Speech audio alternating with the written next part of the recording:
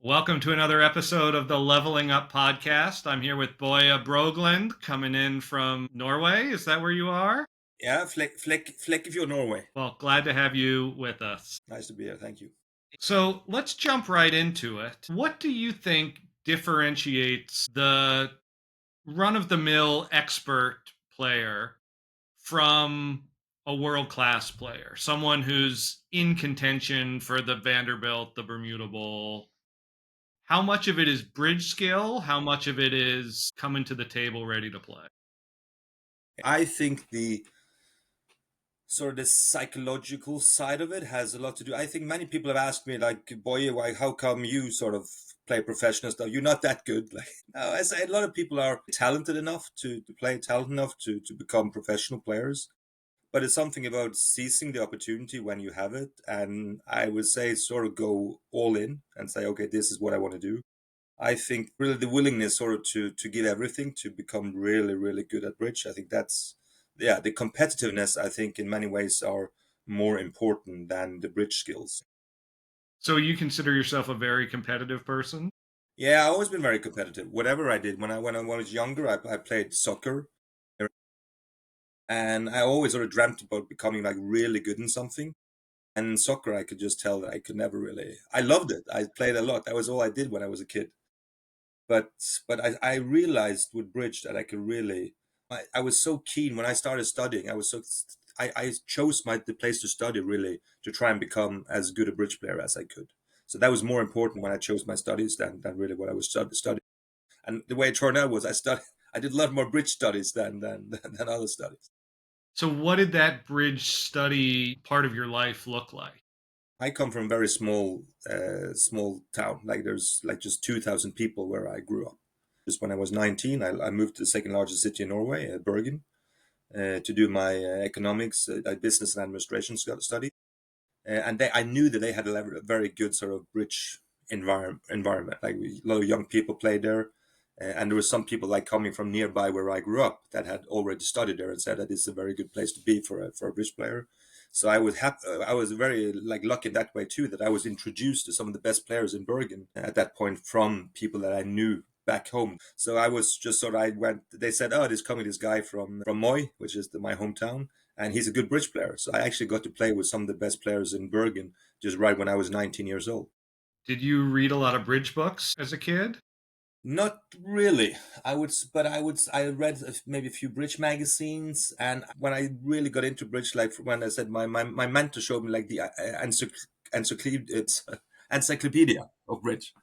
So I go to so every night I was actually studying card combination, like suit combinations. So before going to bed every night, I just said, okay, how do I treat this suit combination? And I think actually maybe that when I was like 14, 15, 16 years old, I was better at suit combination than I am today because I just sort of I studied every night. I remember reading Zia Mahmood's article like Roll Over Houdini. I'm not sure if you know that No. article, but it's when you if your opponents don't cover an honor, you play an honor and they don't cover, they don't have it sort of because honor and honor is like a very sort of normal way of playing. So if they don't follow honor, they actually don't have it. So instead of playing sort of the percentage line in a vacuum, you could say, okay, he won't have that card because he would have covered. So you play a jack from dummy and you have ace, king, 10, 9 in your hand, fifth in your hand, and he plays low. You say, oh, it's very likely he would cover with the queen. So that was C's article. So it's just to sort of realizing the more of the psychology part of the game. Also, I thought was just okay. That's something he knows something about the game that I never seen or never sort of So that was so there's some sort of things I picked up, but I was not a big reader in bridge books, but I picked up stuff. Yeah, When did you realize, okay, I'm going to be a professional? Like, this is what my life is going to be? like my grandmother who taught me the game, together with my grandfather. She always told me that boys, she said, you have to focus on your studies because you can never make a living from bridge. It's just not the way it's a hobby. So, but when I was 17 years old in 1990, I played in one of these junior events, the Norwegian Junior Championships. And I had read about Helgemo and some of these other sort of well-known juniors. And in that tournament, I played with a local guy. In that tournament, I was 17 years old, and we beat all of them. all the people that I knew, we beat, like Helgemo and all these people. We beat them. We came second, and we beaten about of another pair that I really hadn't heard that much about. But for me, I realized, okay, I'm 17 years old. I beat these players that I just read about, and they're supposedly one of the best players in the world, like junior players. So I thought, okay, I'll give it a shot. So when I then moved to Bergen, and I said, okay, let's see how good I can get. And then I got to play for the juniors, and then was 23. I played in Rhodes, my first sort of international, big national event in 1996. I had like a few sort of smaller gigs in the US, but my first sort of bigger deal I got when I started playing in Rita Sugar's team in 2001 with Tony Forrester.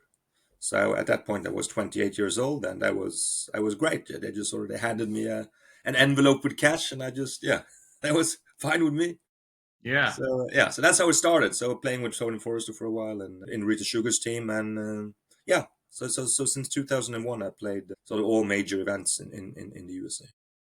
How much better do you think you are today than you were at 25? I think actually at 25, I knew maybe sort of stuff. I was sort of a winning player in many ways that I maybe at this point I'm not sure I get better. But of course, the experience in bridge is a big deal, and so I know more about the game in many because I've expanded the knowledge of the game. But I think what I knew when I was 25, and maybe I knew better at that point than I do today. What do you do between big tournaments to keep yourself sharp? And my problem has always been the time, to find the time for bridge because I'm running a bridge magazine for more than 25 years, and that's a lot of work. I have a son that's soon to be 20, a daughter that's now 10.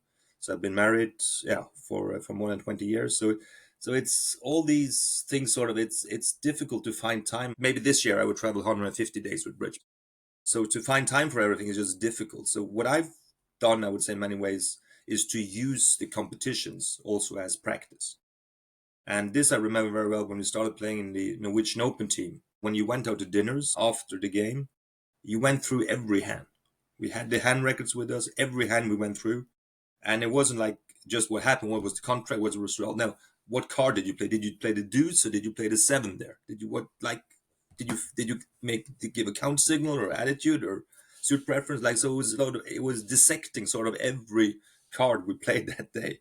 And for me, I always loved the game so much that for me this was just great. Like I love that. To go to a tournament, now to go to dinner and just go through every hand and listen what the other people did on the hand and just understanding the way they're thinking about bridge. For me, that's been very, very helpful over the years. Do you do anything in the weeks leading up to a big tournament to get ready? I would say not really. What I have to do is to finish one of my bridge magazine. That's basically what I do. So bridge. So I always bring my system, the system file, and I read that on the plane over to the US or the plane over to some of the other major tournaments. That's always I always do that because that always gives me sort of the confidence that I still remember. Because so to feel that confidence, okay, at least I know my system.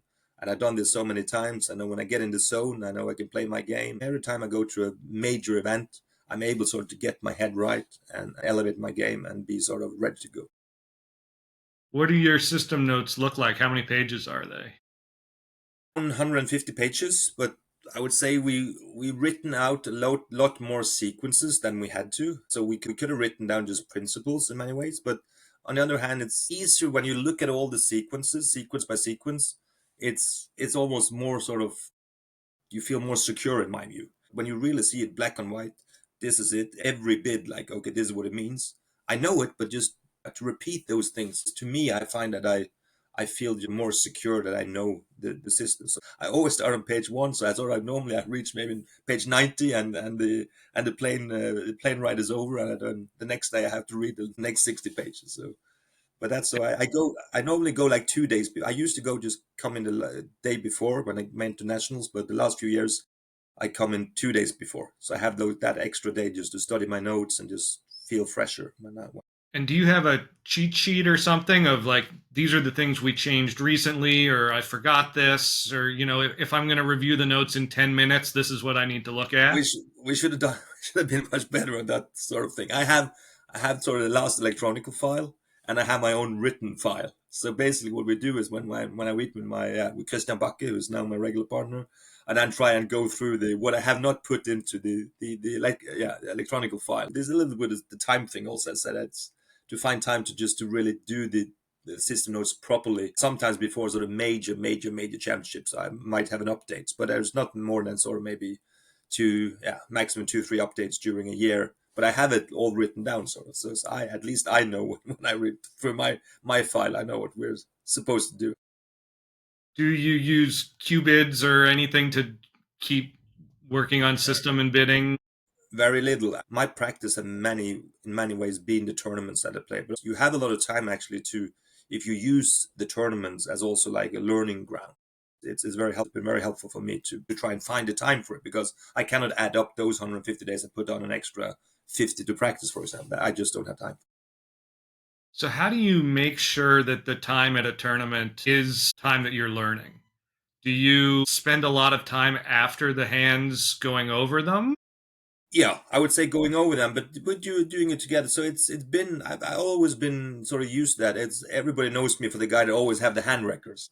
So every time I go out for dinner, I always have the hand records. We go through things that we sort of come up that was interesting because a lot of things when you play together for a long time, you know what, but it's just sort of the special things, the extra things that you have to sort of look up and just sort of to decide what will we do next time. If you have a disagreement or you're just not sure what was right, do you have people that you go to, like people who are mentors today? No, I would say this is I also normally we just know what based on how we play, based on what's written, we basically know what's sort of right, and it won't help to ask someone else because they might not be of the same sort of opinion. They don't have the same experience with how we play.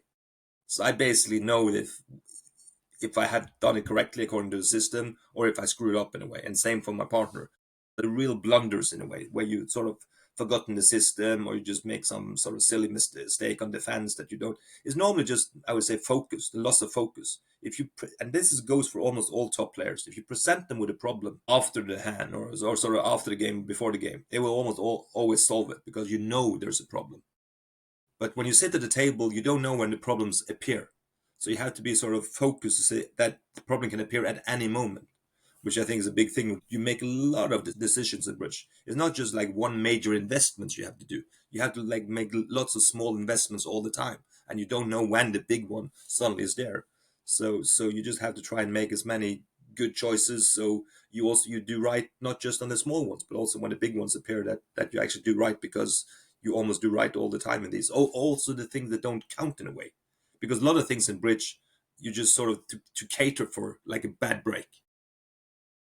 Normally you don't have to cater for it because it just happens like 5% of the time. So normally you don't have to cater for it, but when it comes up, when it actually happens, you have to be there. And this is the thing: if you present this as a problem to people, they say, "Of course, it's breaking badly." You know it, but it's to be there at the table when it happens. And I think that's a big thing: the psychology of the game, the thing to be at your best when you sit at the table. For me, and I would say for many top players, I think that's sort of the key to really be the best version of yourself when you sit at the bridge table. So, how do you develop that skill? Are you better at that now than you were at 25 or Yeah, 17? And yeah. what have you done, do you think? I think I just done it so many times that I just feel I feel confident just that I try to do sort of the same stuff over and over and over again just to get in the zone. I always bring a Coke when I play. It's like I have one water and one Coke when I sit there. I always come late. So I always wear the same clothes, just like my sort of my armor. Feel like it's just to get that you just the mental thing of it, just to feel like you're in a battle, and I'm going to give everything in this battle. We'll see, win or lose, who knows, but I'm confident that I'll give it my best and yeah, stay positive. Like just have the positive mindset always.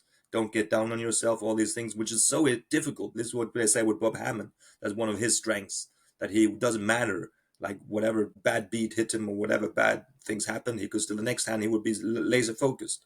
So these things are not easy, but the more you do it, the more you get into the zone, the more sort of sure you are that you will actually be able to do it. I think that's helped me a lot over the years that I feel good and I'm sitting down at the table. It doesn't matter if the Bermuda Bowl final or if it's just a club game. When I sit down, I'm ready to go. So, after you have a bad result, What's going through your mind to try to let it go? Trying to forget it in a way. Trying to sort of, okay, it happened. There's no way you can go back and fix that. You can only go forward and hopefully do enough good things that it will actually be fixed, that it will be that it won't count for winning or losing. Yeah, for losing the match. So I remember one hand very well. That was in 2008, and I played with Espen Lindquist, who we had just played for 3 4 months, and he was 24, and I was, yeah, almost 10 years older, and I had played a few championships, and we just started playing, and we were leading or second, like going into the last match against we played against Denmark, and going into that last and going yeah, we were leading, and this was the European Championships, and we had, like, fairly early in the match, we had a hand that I could see that we could 7 clubs would be better even on a 4-2 fit, and if it was 4-3 or 4-4, it would definitely be better. But even 4-2 fit would be better than a 5-4 fit in a major, because you had the extra rough with sort of the possibly double. So it was a long sort of sequence, and I bid 7 clubs. This was it's great. Like the last match of the European Championship, you're bidding 7 clubs in a possible 4-2 or 4-3 break. It's like this is great. But then he decided to remove it because it's just, yeah, maybe just a weird sequence or whatever. And it feels like, okay, we have a nine card major fit, and we agreed on that suit. This suit was just mentioned sort of for the first time in the 7 level. So it's and that then went. So we went down in 7 with 7 hearts and 7 spades, and 7 clubs would have made. I just walked up. It just took us, like, I gave him a glass of water, and I took a glass of water and said, "Okay, let's just play. Like, just, yeah, don't be bothered." And then we played really really well without doubling them in part scores. And we took them off, and it was just, and we won the match by that. I think it was a 30 scale, and we won the match 24-6 in the 30 scale, and we won the European Championships 2008. So that's like one of the, like, really great memories of that sort of the coming back from a bad result, that it don't affect you. Just move on. If you're in the right frame of mind, you're able to do that. But if you're not in the right frame of mind, it's very difficult to do that. The worst thing you can do is to get down on yourself, get down on your partner. That's just a bad feeling. And it does not elevate your game at all. So to be able to do that, to try and sort of just to be in your zone, and don't take it out on your partner, and don't take it out on yourself. Let's say you're in the Vanderbilt and it's the round of 32 and you get a terrible draw. You draw the number 1 seed. It's Mm, Nickel or it's mm. Zimmerman or whatever. What's your mindset? What are you telling yourself going into that match? It's just a bigger challenge. I love that. I love coming in the underdog. That's just the best feeling. So for me, at least, I've always sort of been rooting for the underdogs, and I feel really, it's almost hardly ever I feel as good as being down 40 going into the last set. Like, it's just that's where I really feel now. You just have to do it. It might just be 1% chance, but I want to be that 1%. I want to be there. I just don't want to lose out with 10 imps when we actually had the chance to beat them that 1% of the time. So it's just something about getting the mindset right. I love playing against the best players. That's where I really feel that, okay, this is the most fun, and yeah, I don't get afraid. It just, I would say, just elevate. It just, what more could I wish for than sort of to play against the best players in the world, and hopefully beat them. Because I've been around long enough to know that some days it's my day, and if I play my game, and the team play its game, and I play my game together with my partner, it will be good enough to beat them. So I'm not afraid to lose. I think that's just, to be afraid to lose is just sort of, yeah, to being timid, and being, you have to play your game. I think that's also one of my, I would say, my big things. So to be able to play your game and stick to it, win or lose, you stick to your game. This is the game that you master. It might be it might not be sort of what other people would play, because they master sort of a different game. If you play like I do, you play aggressively, you take chances, you hope that in the long run it will sort of add up. How would you describe your game? You just said aggressive. Do you have like a philosophy? I play I would say, I always play like a lot of gut feel. It's like to play what I feel. Not always been been right. I've been going down. I remember in the Bermuda Bowl final in 2001, we played against the USA in Paris, and I had, like, 9 top tricks in 3-0 trumps. But it was so unlikely. Yeah, I played against Rose Meltzer and Kyle Larson. It was so unlikely that it has been so many things that, so I played for the over trick, and I went down. And of course, people then asked me like, "How can you do this? Like, this is not it's not bridge to play." Yeah, so this is my way. That's sort of that's what I feel bridge is most fun. That's when I feel like the shivers in a way when I play that way. That's bridge to me. And then again in 2007 when we won the Bermuda Bowl, again we played against the USA in the final. This was against Zia and Rosenberg. And I remember I had a very similar hand that I was in 3-0 trumps, and it was like in the end there I was thinking back to 2001 when I went down, and I said no, I'll hook it for the 10th trick rather than just play safe, and the hook worked, and we became world champions. So it's a little bit that's what really good when you can play your own way. It's not like other people play. It's not like play it safe or anything. It's just I'm not sure if you heard about my book At the Edge. Oh, yeah. Yeah, so that's you. If you read that, you'll see sort of my philosophy. You'll see some of the hands that just you might see as just ridiculous. How can he be doing these things? It doesn't make sense. But it's my game. It's why I love the game so much. If I was having to play other people's game, I wouldn't love bridge as much as I do. So if you have a suit combination, you studied them as a kid, you know the book says to do this, but my gut says Yeah, I almost always go. Not that it's right to go with my guts, but it's just not going with my guts. Just being defensive, being negatively thinking that no, that's not my way of playing. I it's go just with more my gut fun. feel. It's more fun. It's the way I Yeah. play. Yeah. So I do that, and I say it's been good and bad boards, but it's been more fun. Yeah. It's been bridge at the edge every. I have that philosophy when I'm like, do I play to pin the 10 or whatever? Yeah, The pin the 10 is so much more fun, right? yeah. That's what you got to Yeah. do. Well, that's what you live for, sort of. In my view, that's what I play bridge for. You really to do something maybe that other people don't do. It's a different way of thinking. So of course, I don't want to overdo it in a way, but if, as you say, if I had a chance between some sexy play and some just down the middle play, I always go for the sexy. Yeah, What is your daily routine at a big tournament? Let's say the Nationals, the U.S. Nationals, the 10 o'clock start. yeah. What does your day look like? And I normally, when we play team events, I normally like to sit out the first session and then play 3 in a row.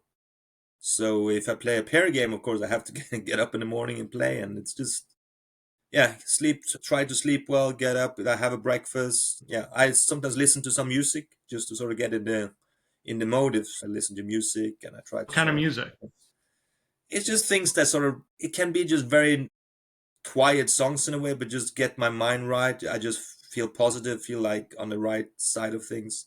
It's not heavy metal or anything. No, that's not for me. But it's just give me a good feeling. Like it could be music that just get me, in a nice sort of grateful, positive attitude. Do you drink at all at a big tournament? Event, I don't like to drink. I always, as I drink a lot of Coke. That I have to say, I always bring a Coke to every session I play. I drink Coke in the evening, so that's sort of my sort of bad habit in a way, I would say, to drink. But that's sort of also, as I say, the security of this is what I've done, this is what I've been successful with doing in the past. So why change? Why change sort of winning You're a little championships? superstitious. So I'm not sure everybody is so open about it, but I'm very open. I'm very superstitious when it comes to these things. Not just I'm not that superstitious in a way. I just don't want to change sort of winning strategy. I don't want to come out of my the zone that I know that's working for me.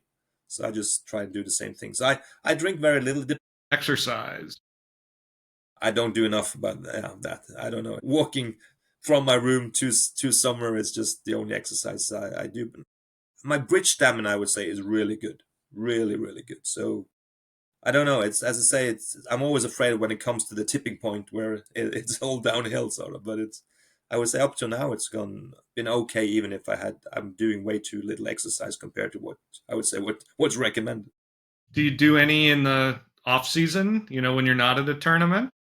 A little bit, not much. I play a little bit, like a little bit of squash sometimes, a little bit of paddle tennis. I used to play soccer also. Like I did more of that, say 10 years ago, 5 years ago than I do now. So I should do more of that. You're definitely not losing anything by doing more exercise for sure. So, someone like me who is trying to get better Hmm. and has a limited amount of time and is deciding how much of that time to spend on increasing bridge knowledge, studying suit combinations and whatever else that might be, and working on whatever the mental stuff is. How would you split that? Yeah, it's, I would say, number one, I would say partnership. That to me, I would say, find a really good partner, work on the partnership. That to me, I think is it's the way to get good fast.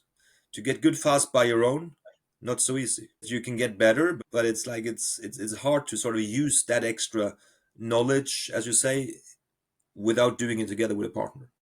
Find a partner, build a partnership, have a really system file, whatever you choose to do, if it's small or big, whatever, but you know it. You know it by heart. And then to work on the mental part of it, I think, together with your partner. Bridge is a partnership game. So I would say that to become good sort of quickly, it's much easier to get sort of quick results if you can do it together with your partner. What do you do when you see your partner struggling a little bit? That they're a little down, they just misplayed a hand. You can just You know, tell they need a pick me up. mm, yeah, I think that's very individual. Which partner which partner you play with. Some people might need, oh yeah, that's, yeah, move on something, and I guess some partner just need you not to be on their, be on their back in a way. So, yeah, so I would say it's very individual how you react to it. For myself, if I play badly in a contract, I would say it's nice if we can just move on. Hopefully that your partner will be able to work it out himself without sort of you just adding on to his problems. So, but some, as I said, as I mentioned with the other things, in back in 2008, I was just like a one off in a way that I went up because this was so like the last match. It was a grand slam. I just went up and took a glass of water and gave a glass of water to my partner. Just say like, don't worry. Let's just like, it all comes about the situation. Maybe it comes with who you play with. Different things work for different people, but it's a little bit about knowing your partner, and also hopefully your partner knowing you. Are there certain like classifications of mistakes that you think someone at my level makes that someone at your level doesn't? What's the difference between a really top player and a good player that sort of maybe feels that they should be a top player? Is the consistency. And I think this is what, because if everybody can sort of make a double squeeze or like take some finesses, and like when a bridge player is on the top of his game or her game, on that day you can beat everybody. But it's the consistency that might be lacking. That you might sort of beat me, on Wednesday and Saturday, but I normally beat you the other days in the week because I'm more consistent.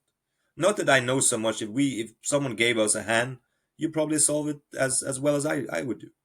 But the consistency is just said all the small decisions that people don't see, because you don't see all the small decisions that's taken.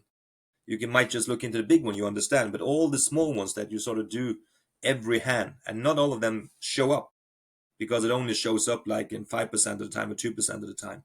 So, but all these adds up. This is the thing. So you can see the big boards, the big decisions, but you don't always sort of grasp all the sort of small things, all the negative conclusions that's they've been making, that the top players make all the time, and those things add up. So I would say it's the consistency that you really need to work on. And I can see that a little bit with my son. He's now soon to be 20. He's a really good player. He understands now a lot of bridge, but he lacks the consistency. He said when he played a tournament with me now back in like almost like half a year ago, and he was exhausted after the tournament. He was so exhausted because he's used to sort of playing more of like a natural flowing games, just easy. But when I play, every card counts. It's like every card I play means something. You need to look at the card and you need to understand what the card means, and you need sort of to use that information. So he just says that he was just so exhausted of that event. He played very well, and I played we won the event, but I was sort of surprised to hear afterwards, like, he's 20 years old and I'm more than 50, and he was totally exhausted playing with me. He just has to sort of be so much more awake and so much more sort of focused than he's used to. How about spot cards? Remembering spot cards. I think Mm, like this is one of the things where concentration and focus manifests itself. mm, mm, That you get to trick 12 and you're like, all right, I have the 5. There's one out there. Is it the 6 or the 4? Mm, mm, mm. Why are the top players so much better at that? What can I do to get better? Yeah, I think because they started much earlier thinking about these things. When I was young, I said again with my mentor, he drove me home and we sat in his car and went sort of through all the hands. And he remembered, there were no hand records. He remembered all the hands. I said, how the heck can he be remembering all the hands? It's incredible. I will never be able to do that. It's just impossible. So, but I think that that way of thinking from the start, that you really sort of focus on the, as you say, the spot cards from when you were young. Little by little, it just becomes, you just see the pattern in much better way. It's never too late to start, but I don't think you can expect the same sort of results that if you started by this sort of when you very first you started playing bridge, this would like looking at the spot cards was a big thing. But I did that from I was, as I said, from I was 14 years old. Try and visualize. And if you can do that over and over and over again, it becomes a pattern for you and you don't have to think about it. So I don't, and when you think it's really necessary, you sort of you spot the situation. Aha, now I have to be really aware about the spot cards. But this doesn't come automatically in a way. It comes because you've done it so many times that you recognize the situation. I think that's what I say with my son, that it's so hard for him that he's not used to that yet. He's been used to playing it in a different way where his focus is differently. But I've always been used to playing it sort of that way, where the spot card means something. Always sort of focus on the spot cards, giving correct signals, these sort of things. It's just very, very helpful when you can start these things early and it becomes into a pattern, and it's just a part of your game. Do you see the cards in your mind? Like how do you picture it when you're visualizing? What are you seeing? I think I just see it sort of maybe like as a like as a picture or like a photo sort of. I normally I would say afterwards to say, okay, this is the hand I had, this is what dummy had, almost down to the smallest spot card. So I just sort of look at it as a picture, and I can see that some of the things are just sort of more important than others. That suit, I really need to focus on the spot cards because that could become an issue. But the other suits are not that important. And I think that's also a big thing. I think when you compare like the top players to maybe yeah, the ones that just below them, are the thing to be able to focus on the right things. When I see a hand, I don't need to focus on that many things. I know that I just have one problem on this hand. If I'm on defense, there's only one card that will come out of declarer's hand that will give me a problem. A lot of time, I can just tell you that's the way it is. A lot of the times, you just know you exactly what card you will play based on experience. But if that card comes out, should I cover? Should I not cover? Should I take the trick and do something? What should I do? I mean, I always try and visualize, if that card comes, what would I do? So you have to visualize that card before it comes, because if you have to start thinking when it comes, it's too late. Is that something you think about as declarer? Like, what's the card that's going to give them trouble? Absolutely. Yeah. Absolutely. To play it can be sort of any card that, and this is also something I've done from when I was very young, to play like a 10 and play like a 9 and just to see sort of their reaction. So that's what I like sort of with at the table feel that I like, that I'm a little bit afraid of this with, that I don't like so much to play on a computer, because I don't, it's not as fun. It's not the game I was used to playing sort of from the start, to get that sort of feeling. When you're not quite on your top game, what goes first? Like, what's the indicator to My, you my, that, my, like, con- my confidence? How does that manifest? Because I can feel it. It's so easy for me to feel. So very often I would say maybe the first match in the tournament. So because as I said, I'm always afraid of the day that I can feel I'm not on the top of my game anymore. That's always sort of my big frightening moment. That like now it's over, boy. This is it. So I always like, so with the first, maybe a little bit nervous because of that. That just maybe the first match you play in a tournament, you feel, is I still sort of, do I still have my game? I'm still on top of my game. Do I still sort of able to play my thing? And very often, then, if I can just get through that match, I restore my confidence. And when your confidence go, you cannot play your game anymore, or at least I cannot play my game anymore. If my confidence go, it's I'm sort of starting playing other people's game, because my game is sort of being having confidence and daring to be great. You said you're really competitive. Would you say you're motivated more by The love of winning or hating to lose? Both. I would say, I thought you were going to say, are you more motivated by winning or about the money? And I would say winning, 100%. Like money for me when it comes to bridge has just been an added bonus. I never treated bridge as work really. It's always been my passion. So, yeah, you're in the finals of the Bermuda Bowl. You have a big comeback victory. How long are like you living on that? How long are you I'm on excited such a about high it? for well, until the next tournament. That was Yeah. that could bring you down again. But you won't win everything. You could have a bad day. Your partner could have a bad day. Teammates could have a bad day. Don't get down on yourself because of that. So I don't worry about losing as long as I played my game. I've done my job. I loved every bit of it. It's like I'm fine. There's no shame in losing, but there's a shame in sort of not playing the game that you know you should play. That's for me. It's the worst. If I can't play my game, and it's also that's the reason why we're losing. That's sort of the worst moment for me. I'm not worried about losing by an imp. If I played my game, that's fine. Do you ever have partners, teammates, clients, whatever, who you feel like I can't play my game? They're going to give me a hard time. Like I went down in a cold 3-0 Trump because I went with my gut. Yeah. And some people are more understanding of that than others. I've been very, very lucky, both with my all my partners and with I would say all my teammates, all my clients, that I feel they always backed me. I never felt that I couldn't play my game. I think that over the years, when I sort of proven myself and they can see that my game works as well as the Helge Mohelnes game, for example, is just a different way of playing.